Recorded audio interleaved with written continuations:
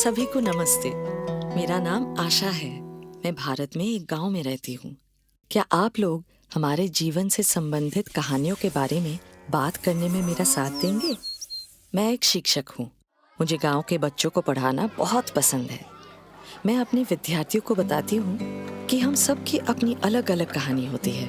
हम सब के जीवन के अनुभव बहुत अलग होते हैं, चाहे हम एक ही परिवार, एक ही जाति या एक ही गांव से क्यों ना हो।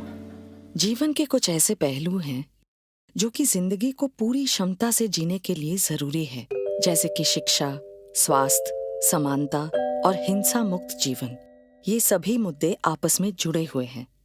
शिक्षा शायद इन सभी की नींव है। शिक्षा से व्यक्ति को जीवन में उन्नति करने के अधिक अवसर मिलते हैं। मैं भी इसी कारण से शिक्षक बनने का लक्ष्य पूरा कर पाई। शिक्षा ने मेरा आत्मविश्वास बढ़ाया है और मुझे आत्मनिर्भर बनाया है। सभी बड़े और छोटे मुद्दों पर अब मेरी राय का सम्मान किया जाता है।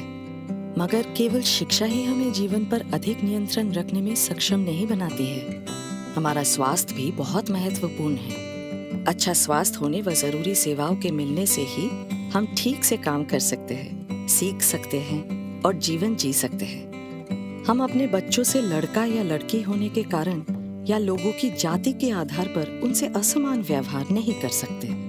और हिंसा मुक्त जीवन का अर्थ है कि हम अपने घर पर खुश और सुरक्षित रह सके। ये कुछ अधिकारों के उदाहरण हैं जो कि मानव होने के नाते हमें मिलते हैं। जैसा कि आप जानते हैं, ये हर किसी को आसानी से नहीं मिलते हैं। कुछ लोगों के पास थोड़े बहुत अधिकार है और कुछ लोग इनसे बिल्कुल ही वंचित हैं। आपने शायद इन मानव अधिकारों के बारे में सुना होगा, लेकिन क्या आप जानते हैं कि भारत सरकार ने राष्ट्रीय कानूनों व अंतर्राष्ट्रीय घोषणाओं पर हस्ताक्षर करके इन अधिकारों की सुरक्षा का वादा किया है। इसके अलावा पिछले कुछ सालों में मैंने हमारे कई भाई बहनों की अन्याय के खिलाफ लड़ने की कहानियां सुनी हैं।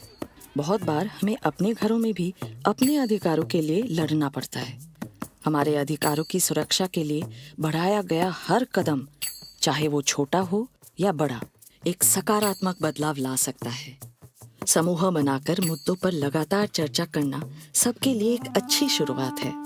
इससे हमें समझ आता है कि हमारी समस्याएं केवल हमारी नहीं हैं और इन्हें एक साथ मिलकर समुदाय के स्तर पर हल करने से सबको मदद मिलती है। ऐसे कई तरीके हैं जिनसे हम अपने मानव अधिकारों की सुरक्षा कर सकते हैं, चाहे वो कानून के माध्यम से हो या समूह बनाकर या छोटे छोटे तरीकों से अपने जीवन की बागडोर अपने हाथ में लेकर। शायद सबसे महत्वपूर्ण है कि हम अपने अधिकारों के बारे में बातचीत शुरू करें। ये दुनिया में बदलाव लाने के लिए पहला कदम हो सकता है। तो आप सब कब और कैसे ऐसी बातचीत शुरू करने वाले हैं? आइए सब मिलकर बोलें। अपने अधिकारों को हमने जाना है, अब सबको इनके बारे में बताना है।